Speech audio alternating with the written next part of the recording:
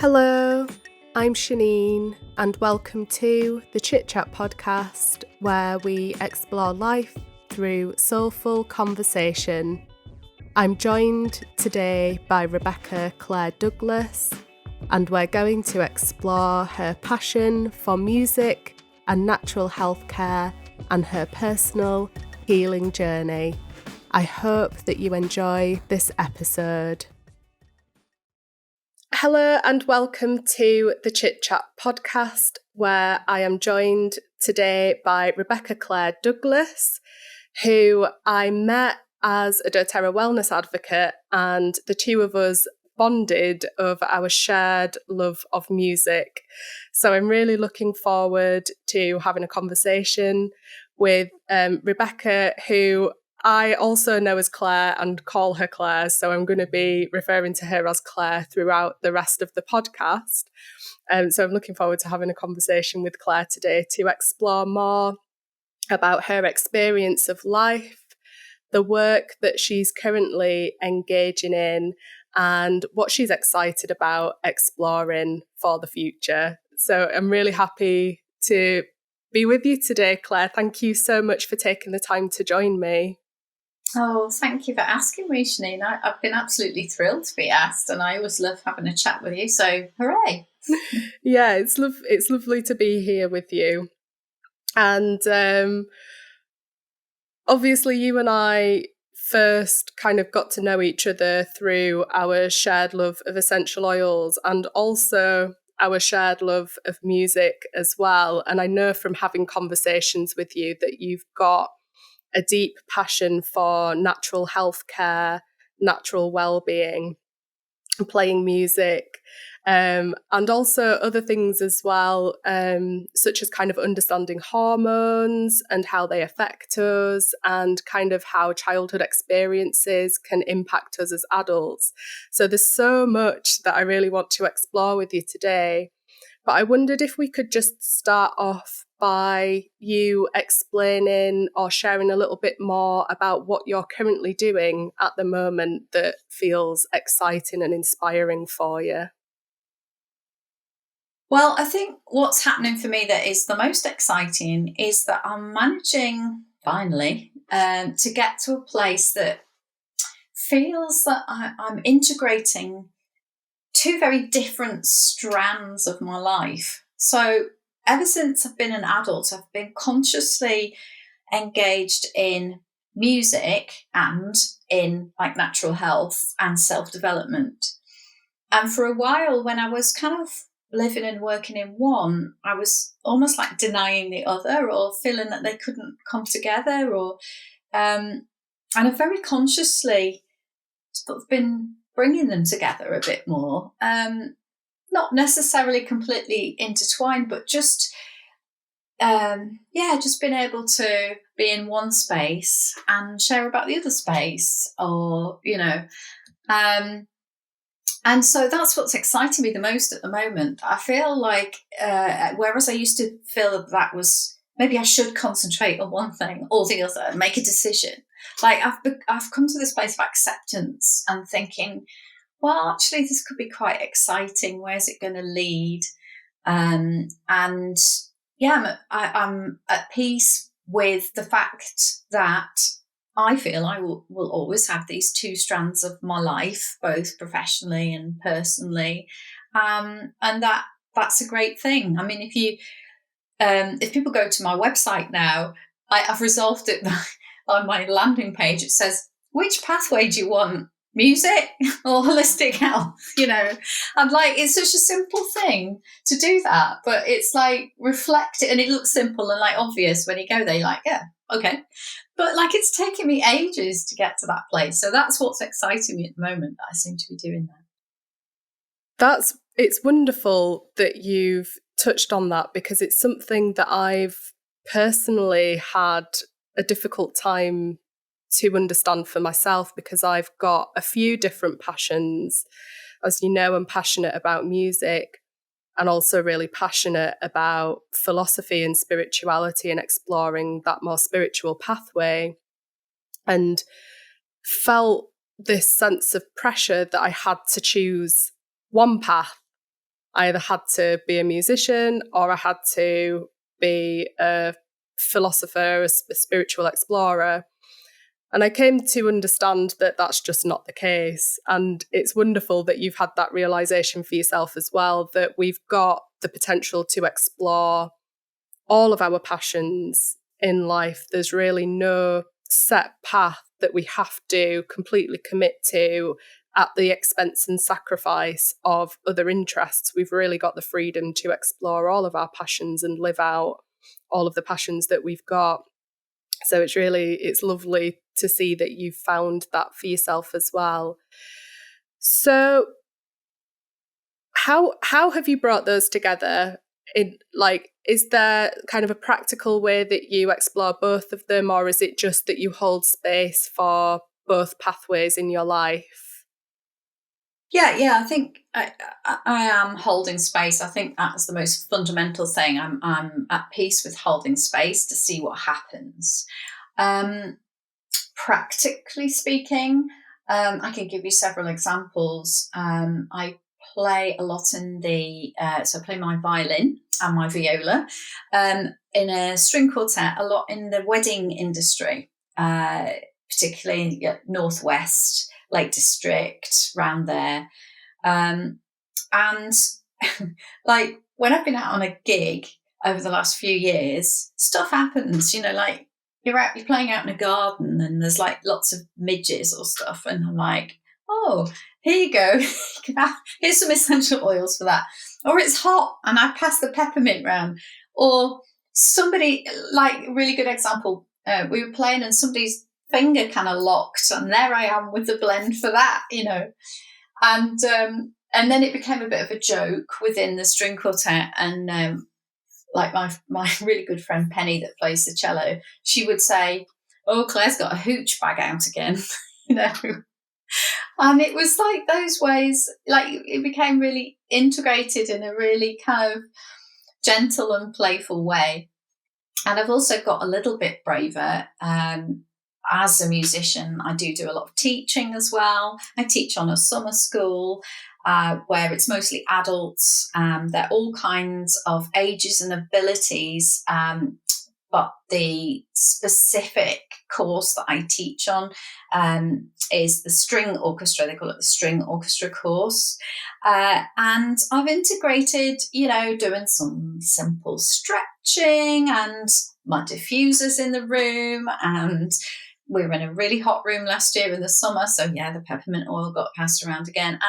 And I've stopped worrying about how that's perceived. Will it make me be perceived as a less professional classical musician? Or can I just cope with the fact that some people may think, well, she's a bit weird, but others might think, hey, this is cool. I've got tools to help me.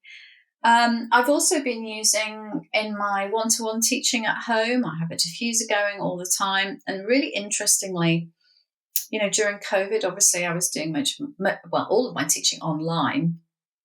When the students came back, and they are mostly children that I teach at home, when they came back into the teaching space, the physical teaching space, after the online space, they didn't say, I've missed you, missed you, Claire, or missed the piano, or missed your house. They said, I've missed the smell of music lessons. Yeah. Because I always had a particular blend that I put on quite consciously for a number of reasons. But the reason why it tended to be the same blend was because of that anchoring in of that positive experience. So if ever there was a music lesson that was possibly a bit more challenging for them, there's that scent there of, oh, well, we've had lots of positive experiences here, and, there's just that extra support level there. So I don't know whether that gives you some insights into how I've been using those two things specifically. It does. And I think it's wonderful that you use your knowledge of natural healthcare to support your students to have a better experience of the music classes with you. I think that's a really nice way of bringing those two areas of expertise together. And I think I'm interested to know now what inspired you to first become a musician and explore playing classical music. And particularly, I always find it interesting to know a person's story of how they ended up picking up a particular instrument as well. So I'd love to kind of hear how you got into playing the violin and the viola. Well, I think that is a really brilliant question, because it's really relevant to like another topic that we you know, before we came on this podcast, we were chatting just generally, weren't we? And we were talking about my start in life. And now I was adopted, so as a baby. And what was quite interesting, I think, about the music is that my adopted family were very into classical music. My auntie was really, really, really good pianist, and she played for a local ballet school. She was a primary school teacher, so she was a very good amateur classical musician, let's put it that way. My mum had a certain facility in playing the piano and could support me, particularly during the early years, during practice and things. So I was offered the opportunity to learn as a very small child, sort of 4 or 5, and I jumped at that opportunity, and I worked pretty hard and made good progress. But then what happened was I was offered the opportunity of trying out the violin at school, and as soon as I met that violin, I just thought, wow, the expressive qualities of this instrument. Now, it's not to say that I don't still love the piano, and I still teach the piano as well, but it was the perfect kind of, the perfect expression in instruments of the dual aspect of my life. And that's a theme for me, duality, you know. So I do my holistic health and personal development on the one side, I do the music on the other. They kind of intertwine, but there's definitely 2 strands, and there's 2 strands of my life. There's the family I was born into and the family that I ended up with. The violin to me represented something. It gave me an opportunity to express something, to create that sound that was mine. And that's always been the thing. I mean, as string players, we all have, and classical string players, we all have particular strengths. And my strength is my sound.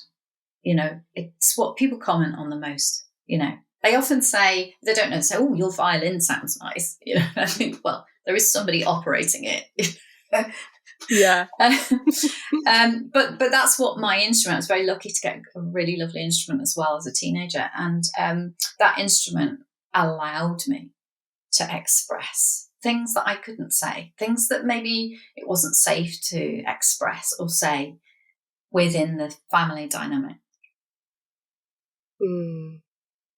I can absolutely relate to that feeling of your instrument being a tool through which you can express that which is hard or even in some ways impossible to express in words. There is something that can come through the instrument, through you, a form of energy, emotion that you can channel into that instrument and out through the sound that it produces. And that's a wonderful way of really explaining the power of using an instrument to create music with. And it's wonderful to hear that that's been your experience of it as well. And your experience of duality as well. I really want to explore that a little bit more because I feel interested to understand what that feels like for you, what that means for you. It seems like it's something that's quite significant and has been a theme throughout your life, this idea of duality or there being dual paths. I wonder if you could share your experience of what that theme has been for you throughout your life. Yes, and obviously it's one that as a child I wasn't conscious of. I think I really hit on it when I was at university, and obviously then I was away from home. The question is, who am I? And I actually had, well, I would call it a breakthrough now, but at the time it was like a total breakdown. In my final year, I had to defer my final examinations for a year, and I didn't even know whether I was going to finish my degree at one point, and it was a really, really tough year. This question, like, who am I? And I think what I discovered there was, I know a lot of adoptees talk about when they wake up to that question at a deep level, who am I and where am I from? It's like coming out of a fog. I mean, it's quite an accepted term in the adoptee community, coming out of the fog. And that's what happened to me. And, even now I sometimes get the feeling from other people, like, why are you making a fuss about this thing? You were adopted as a baby, you had a wonderful family, but like, I can't explain it other than to say a real thing happened to me. I had a total crisis, and I finally accepted after 21 years that a fundamental piece of me was missing, that I hadn't connected with. And for as much as I told myself that those stories about it doesn't matter where you started, and wow, you have had such a fantastic family who've given you so much, and they absolutely had. There's this duality there of saying, and that's wonderful, and there's some healing to be done as well that nobody's been talking about. And that does not take away from how wonderful my adoptive family is and was, but it does mean that there was a hidden thing, a thing that wasn't cherished and acknowledged and developed, which nearly destroyed me. And so having to accept that I had a family that I came from, as well as a family that I grew up with, and that it was a fundamental part of my being, that was huge for me. I can, from what you've said, get a sense that there was a part of you that was acknowledging that you had this experience of being raised by an adopted family that really supported you and cared for you and loved you, but at the same time, a desire to really understand the biology of where you came from and how you came to be in this world. Yes, I think so. And the thing is, it's not just about it. It's funny because when we try and put words on it, it's really difficult, because it sounds like, well, what, am I interested in my family tree? Is it my genetic history? Is it my potentially my medical history? And actually, for me, it was none of those things. I connected when I had my breakdown with a huge sense of loss, and I just, it was a pre-verbal loss, and that was what was also so difficult about it. I was very lucky to find a fantastic therapist who helped me with that. And gradually during my life, I've put more pieces into the puzzle. There was a social worker at one point that helped me, suggested a particular book, which I can also really recommend, called The Primal Wound by Nancy Verrier. I really recommend that to any people who are interested in this. And actually, the piece I got from that was absolutely fundamental.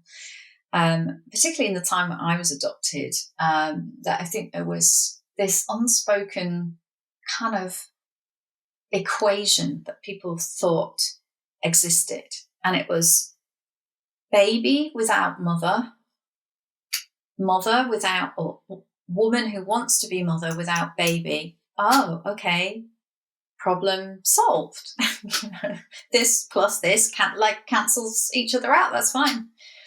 And one set of issues are gonna solve the other set of issues. Well, actually, what happens is that's issues like magnified, multiplied, because on the one hand, you've got a baby who, I mean, if I put it in basic biological terms, has undergone PTSD, because you get born, all this thing about skin to skin, there's a reason for that. It's the hormones, it's the oxytocin. A baby that is born and separated from their mother and there's no familiar scent. Where's that scent? You've been within that human for 9 months. You've attuned to that human energetically, biologically, orally, with sounds in the womb. Suddenly that's all gone. There's no smells anymore. We're all animals. We don't even separate puppies from their mothers when they're born. We acknowledge they have to have some time with them. But in those days it was, let's just get it over with quickly. Let's just make that a clean cut. And I know that I was placed in with a foster family for a few weeks. And then to my adopted parents within 6 weeks or something. I mean, supposedly a really quick time. And as adults, 6 weeks is nothing, But as a baby, think about what a baby achieves in the first 6 weeks of its life. And for that to happen, then the oxytocin, those hormones, those happy hormones, they need to be there. But what can happen is, does happen, is this PTSD response, cortisol, adrenaline going around the body. And the thing with post-traumatic stress disorder is that suggests that something happened before. Something, if you have post-traumatic stress disorder because you're a victim in war or a car crash or whatever horrific thing has happened to you, the PTSD label suggests there's something that happened before that. Now, okay, maybe from a spiritual perspective, there is something that happens before birth, but it is pretty much the start of this incarnation at the very least, and so that is something huge. And so I think that's what I was grappling with, and what various people helped me to see, that this wound, this pre-verbal wound, was there, I feel like I'm slightly waffling now, but I hope that gives you some insight into what I feel, the work I feel I've been doing personally in my life. It does, and I'm really glad that you felt able to share your experience of that, because as somebody who hasn't experienced that for myself, the equation that you spoke of makes sense to me, but to see it from your perspective of having experienced it and the actual emotional experience of what you went through as a child, being separated from your mother, not having that opportunity to develop that hormonal bond, and how that affected you. I can see how profound that experience is. And you said, as adults, it seems like such a short space of time, a couple of weeks, and, the logic of let's get it over and done with quickly, it makes sense until you see it from the perspective of this baby that can't communicate, just how stressful that must be to go through. And so I'm really glad that you've shared your experience of that. Thank you. And identify in some ways with what you were saying about your breakdown/breakthrough of being a recognition of loss. So from my experience, I had quite a significant breakdown about 10 years ago now. And it wasn't around adoption, but for me, I experienced childhood sexual abuse and didn't acknowledge it until I was an adult. And I started to get flashbacks and traumatic memories come back to me, and it triggered this horrendous breakdown. And that was just a huge recognition of the loss of my childhood. And my healing journey has been really coming to terms with that. So I can identify with the experience that you went through of how significant these experiences of breakdowns can be and how life-changing they can be, and how they can completely change the trajectory of life that you're on and change your priorities and everything that you consider important in your life.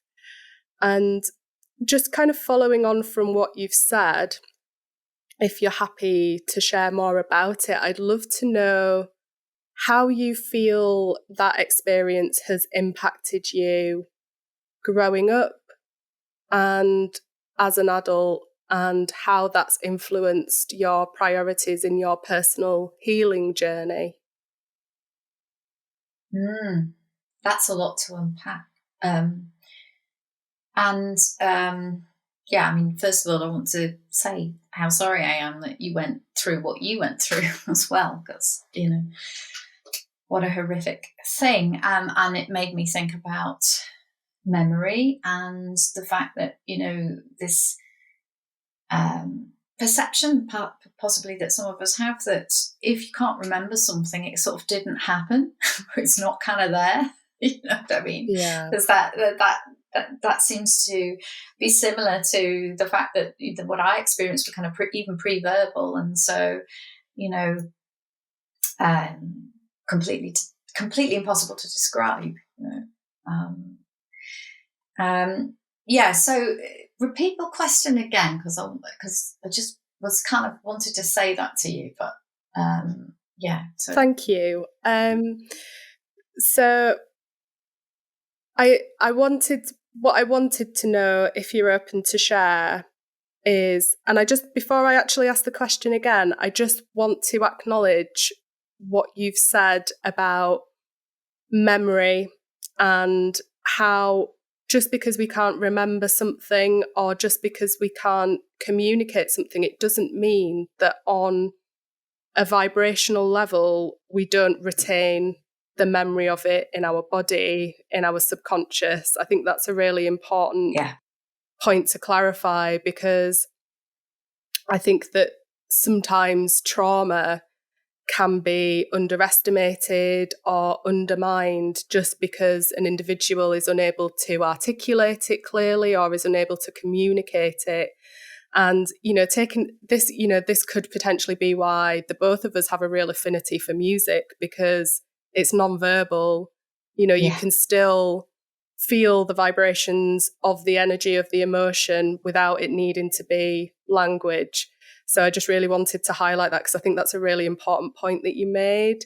But the question that I asked was how you feel that experience of that early life trauma has impacted you or affected you throughout your childhood or as an adult, or throughout your, or I guess what has been a priority for you in your healing journey? Yes. Well, of course, when I was growing up, I feel like I was in the fog, as I talked about before. All I knew was that even from being a child, I felt quite, I guess an old-fashioned word for it would be melancholic, you know, like I felt nostalgic, melancholic. I didn't understand, like, it was quite deep as a child, you know. And as a teenager, I would say that I did feel intensely dark feelings. I mean, I know it's a difficult time, you know, like for a lot of teenagers, and that can happen. But I know I felt that a lot. I think I dealt with it by being an achiever. And, we were talking about duality earlier on. One of the first things I did in psychotherapy was for myself to identify two very different aspects of myself. And one I called the achiever, and the other I called the white witch, who was the person who kind of was the healer, I guess, that. So, and then moving on from that, I think what's most pertinent sort of over the last few years is I met my half-sisters from my birth family. And about the same time, I started to ask questions about what was my music. Not what was the classical music, the classical culture, which obviously I love, but I had always, one of the issues about being adopted, I think, is you can subconsciously receive the message that you better be good. You better achieve a lot. You better be very lovable. And you better intuit what it is that will help you to be accepted into your family. Now, I'm not saying that anyone says you need to be this way. What I'm saying is that, and this has been well researched, but you kind of get very good at sorting out what it is you need to be doing in life. And so if it was music, it would have to be classical music in my adopted family. But what I discovered was that in my genetic family, my birth family, mostly I have an Irish heritage. And interestingly, I'd always been drawn to folk music. So I started to explore that. Luckily, I played the violin, so I was very keen to learn to be not a classical player playing Irish tunes. I wanted to learn the language, which is different. And it did involve failing a lot. And I would go to local sessions in my pub, local pub. And I'd be so adamant that I wasn't going to read the notes, which is the classical way. I was going to do it by ear. And yet I'd been trained to read the notes. And so I just used to sit there for like months and not be able to do anything. And this music was it was using notes, but it was a different inflection. It was a different accent. It was a different language. And I didn't know how to make it sound like it should. Like, it would always sound classical if I could pick any of it up at all. And interestingly, after a few months, the guy that was leading the session, he came up to me and he said, I believe you can read music. And I said, yeah. He didn't know that I was like a really highly trained classical musician, because I was just sat there looking like ridiculous. Couldn't play anything, And he said, oh, I've got something that might help you. And it was a book, and it was called Easy Peasy Fiddle Tunes. And I had this moment when I thought, okay, that's good. This is Zen beginner's mind. This is how I have to do this. I have to be happy that, I know where to put my fingers and all the rest of it. And I know what the strings are called and all the things, but other than that, I have to start. I have to start again. Mm. And as I have found that music, even when, as people realized I was a classical musician, I think was a bit of, oh yeah, and well, we could even say prejudice, but I thought, no, it's more important to me. I don't really care what you think. And I would ask questions and fall on my face, and and gradually I got to the point where I am a folk musician and a classical musician, and there's your duality all over again. Oh, I love that. And I love your description of the achiever and the white witch. And the way in which I understood that was it's the difference between the ego and the soul.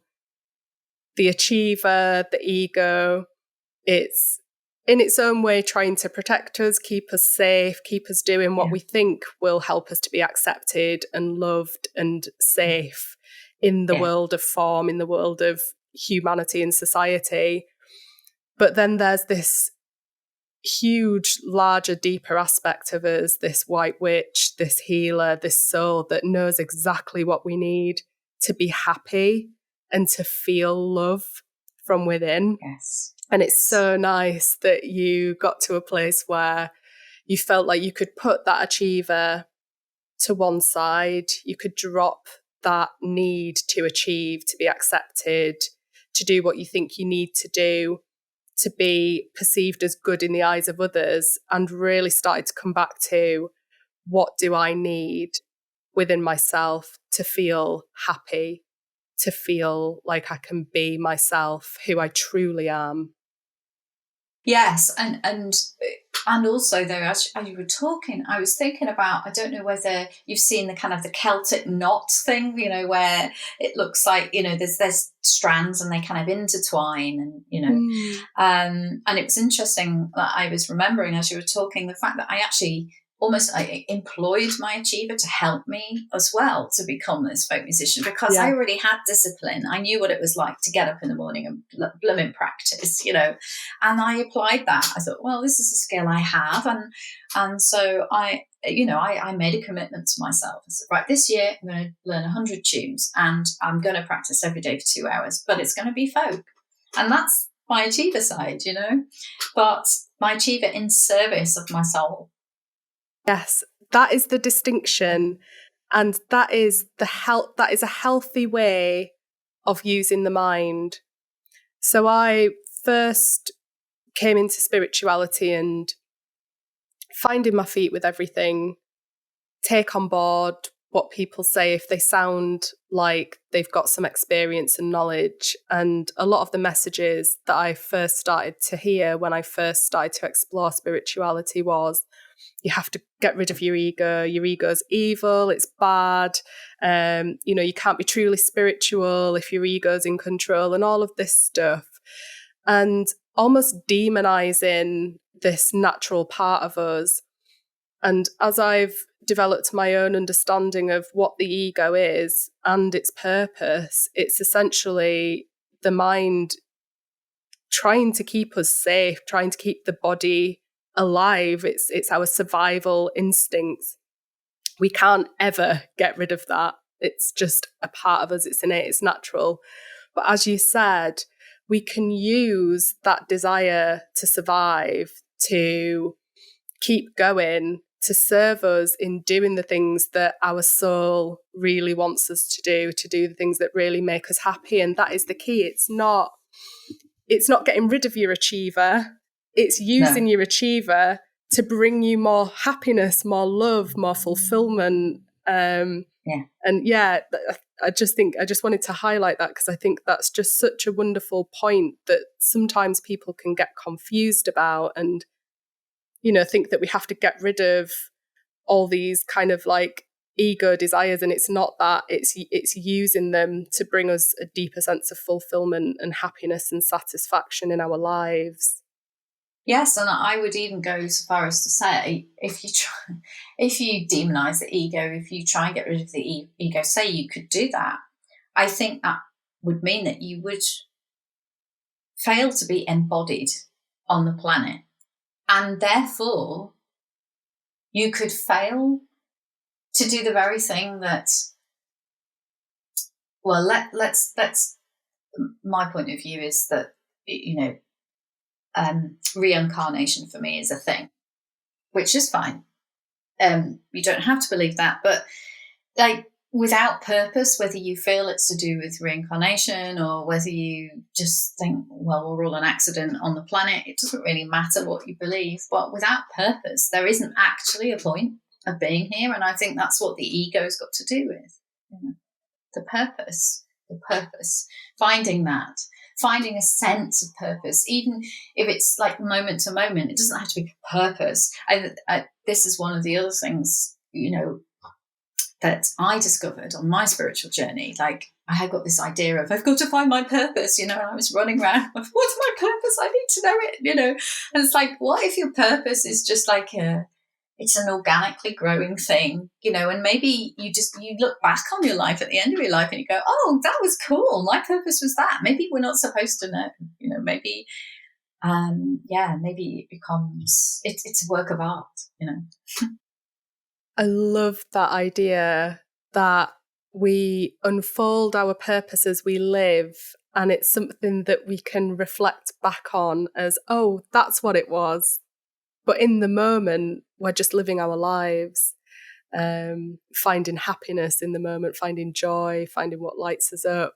And over time, we feel that sense of purpose unfolds. I really like that as an idea. I could really get on board with that for sure.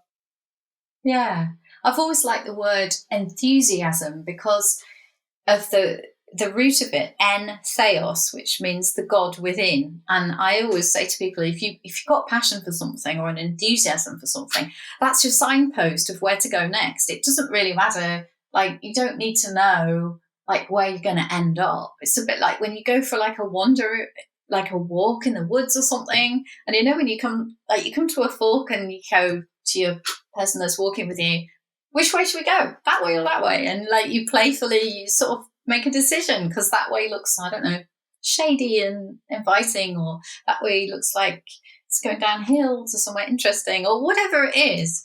But trusting those signposts, like, oh yeah, let's do that now. Yeah, absolutely. That is the key. And I think that comes from intuition. And I think that comes from really understanding your own self. And I think that leads me to want to explore more about how you uncovered your healing journey, because I think to find that sense of intuition and of understanding ourselves, we really have to open our own hearts. And I think that sense of being able to open your own heart to who you are comes from having a sense of healing, of being healed. So I would love to know more about how you embarked on your healing journey and what your experience of that has been so far. Well, I suppose I could pinpoint my healing journey in one sense to when I first started going, for psychotherapy as a young adult.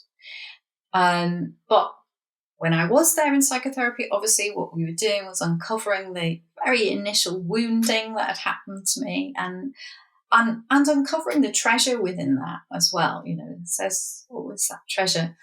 But yes, it made me very, very interested and consciously interested in the concept of a healing journey. I'd always been drawn towards the hero's journey idea as well. I loved reading about Greek myths growing up, all that kind of thing. And I'm old enough that as a child, I went to watch the original Star Wars and immediately saw that the truth that was a myth of a hero's journey. I got that at a very young age. But yes, when I started exploring my own stuff, that was when I think the healing journey, journey as a conscious healer began. And one of the very first things I did within a year was I volunteered at the student nightline, the listening service, and obviously did a little bit of training in that and a little bit of counselling training. I just wanted immediately to be able to give back that service of listening to people who needed to explore things. And I realised, again, a gift of where I was, a gift of sitting with all that pain and the darkness and all the rest of it. There's a life coach I know who says you can only take people as far as you've gone yourself.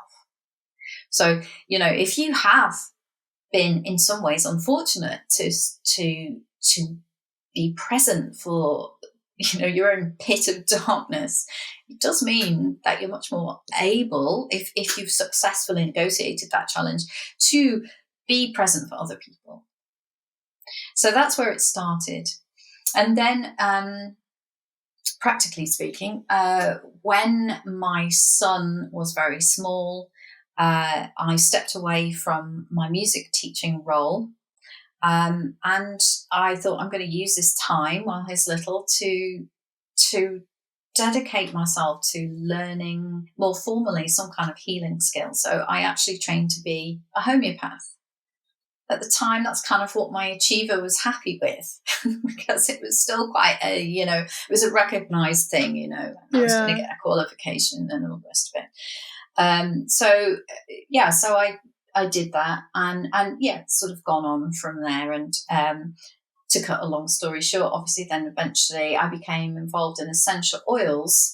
Interestingly, almost being okay. So it's funny, isn't it? This word came into my head, being sniffy about them.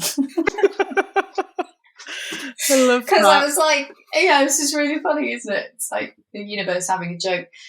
But I was sort of like, well, they're kind of pretty smells. I had used them along my journey, but they was kind of like, pretty smells, but nothing like the real meat of going to a really difficult psychotherapy session or taking a case for homeopathy. What I realized was, of course, it's the one thing I needed more than anything else. I needed those essential oils daily, all the time, to fill in those gaps, to support me, to produce my own oxytocin that I hadn't had, to get me out of my survival mode, which was fight or flight. I've lived the majority of my life from a fight or flight perspective, because that's how I started and that's what feels normal to me. So to get that balance, I need something else, Interestingly, during my research about adoptees and the challenges we face, I found that adoptees are vastly overrepresented in the in addictions, and I within my own family as well, I've seen that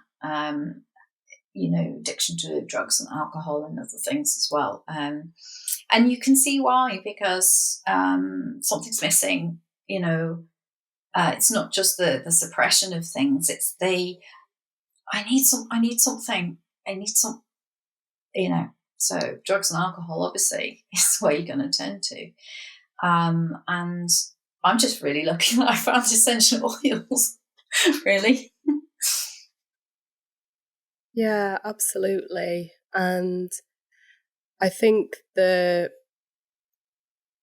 need to depend on something outside of ourselves, if we've experienced trauma, is probably the reason why there are more people who struggle with addictions if they've had early life trauma, because one of the things that children need is to feel protected and safe and loved unconditionally.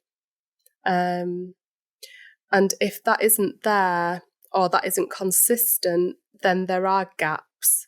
We haven't got the insight as children to find that sense of unconditional love within ourselves, which we can learn to find as adults. And I think that's, for me, what the healing journey is.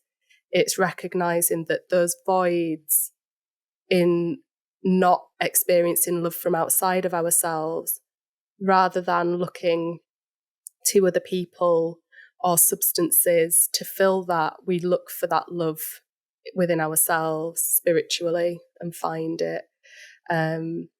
But if we haven't had the guidance to do that, or the support to do that, and there's this substance that can give us that sense of filling that void where we don't have love, care and support from outside of ourselves, of course, it's going to be natural for people to want to reach out to that. And going back to what you said about being able to sit with your own pit of darkness, and that is what helps you to be with the darkness of others and help them to get through their own darkness, I think is quite a profound statement. And it reminds me of a quote by a psychoanalyst called Carl Jung. And he says something like, the ability to be able to understand your own shadow is what helps you to understand the shadow of others.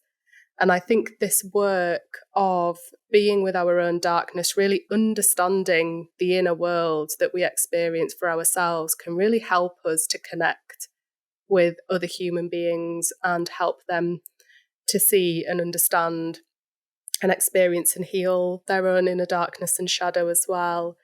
So it sounds like you've been on quite a profound journey of really sitting with your own trauma and wounds and pains, finding healthy things that can help to support you through those experiences, like homeopathy and essential oils.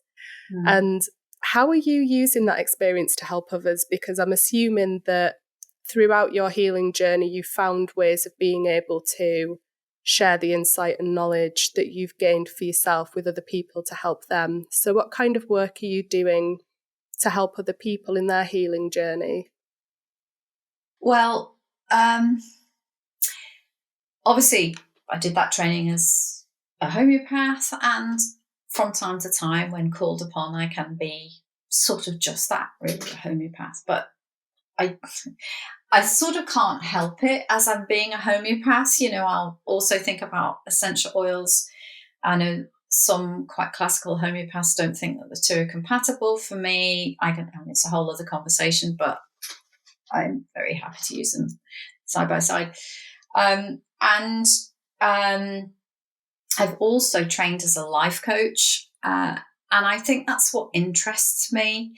I know that, within doTERRA, there's a saying, be the lighthouse. And that's the thing. The lighthouse is steady on a rock, beaming the light, letting people know, where safety is, but not necessarily rushing out to sea. A lighthouse stays there. And, I think one of the issues for us can be this feeling of, wanting to heal you were talking about being a healer, wanting to heal people and wanting to do it for them. But that isn't helping people to become self-sufficient. That isn't helping people to heal their own wounds. Being able to hold space for people and to hold people's hands whilst they discover how they are going to move forwards. Now, that's what I really love. And that's where I think my Achiever and White Witch kind of play together really well in the life coaching space, because I've got all these healing tools and all the rest of it.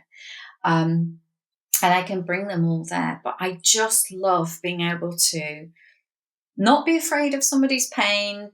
I can, coach at a deep level. It doesn't just have to be about servicey things.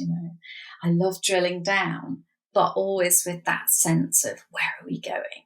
This is exciting. Yeah, this is going to take you somewhere.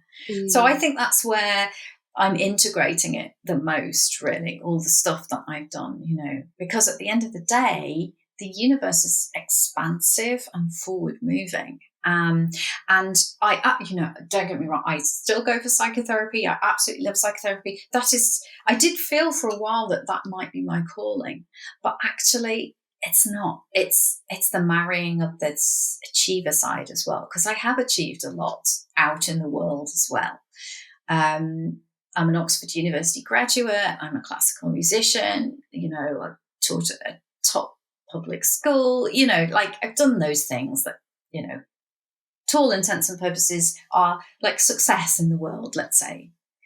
And I know that a lot of people, maybe they don't want that success. They want another success. They want to show up in the world somehow, or to find how to show up in the world somehow. And we talked about life purpose before as well.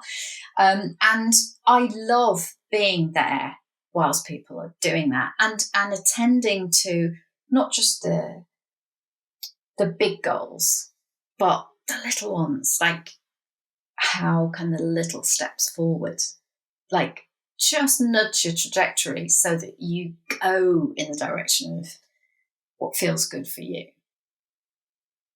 Yeah, that's wonderful. The way in which you've used your experience to bring together this sense of helping people to find a healing space with you, a safe space in which to explore what they're able to achieve. So it's not just about the healing, it's about helping them to heal for a purpose. To give them... Because at the end, sorry. I was just going to say, because at the end of the day, and I think you've said this already, possibly, but at the end of the day, like, even those of us that may identify with a label like healer, the thing is, we're not healing anyone. We're holding the space for their healing to happen.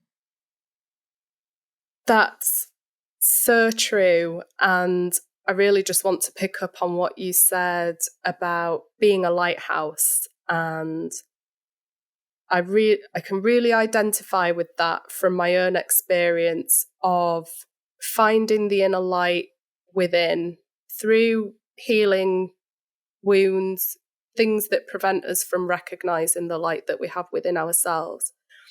And really, the only thing that we can do to help support other people is to be our true, honest selves and allow that lightness of being who we are to just emanate from us. And in that space, because we're not taking up anyone else's space, we're not trying to be anyone else or to do anything that doesn't feel like who we are, there's infinite space in the universe then for other people to explore who they are and what they want to do and how they feel and how they want to live their lives. If we're just true to who we are, rooted, grounded within our own selves, within our own understanding of who we are, then everybody else has the opportunity to find that space in the universe that feels like their home, their grounding, where they can be rooted and find themselves. And I love that approach. I'm really glad that you've found a way of being able to support other people from that space. It just sounds like a really wonderful way of offering something of value for them, but also in a way that feels good for you because you just have the opportunity to be who you are and share from that space. It's really lovely. So I've really enjoyed our conversation today. Thank you so much for taking the time to come and have a chat with me and to share your experience. And before we finish, I wonder if there's any words of wisdom, last thoughts, anything that you would like to share just to finish the conversation today. Well, I think I'm being led to say, and obviously I could, what do you say, last words of wisdom, it's like, oh my God, the pressure. But I think I'm on this, at this moment, as we spin on the planet at this particular moment, at the end of this particular conversation, I think I'm returning to the ancient Greeks again. And at the oracle at Delphi, there was an inscription and it said, know thyself, know yourself. And I think to be yourself, you have to know yourself. And that takes patience and self-compassion and dedication and facing pain. But the rewards are huge. So I would say to people, it's the pearl of great price, to use another ancient text. It's the pearl of great price to do that. So there is so much treasure in the darkness. There's so much treasure in knowing yourself. Get yourself the support you need, somebody who can hold the space for you, not just one person, many people, a library of people, we're all here to help each other. And, there's a whole jigsaw of people who can be around you to support you. But ultimately, the goal is know thyself. Beautiful. Thank you so much, Claire, for being here, for sharing so openly your story and your insights. It's really appreciated. Thank you so much. It's been a great privilege, as always, to chat with you. And thank you for that wonderful connection that we have. And brilliant opportunity to chat. Thank you. Oh, thank you. Well, I hope you enjoy the rest of your day. Take care, love. You too. Thanks. Bye, love. Bye. Bye.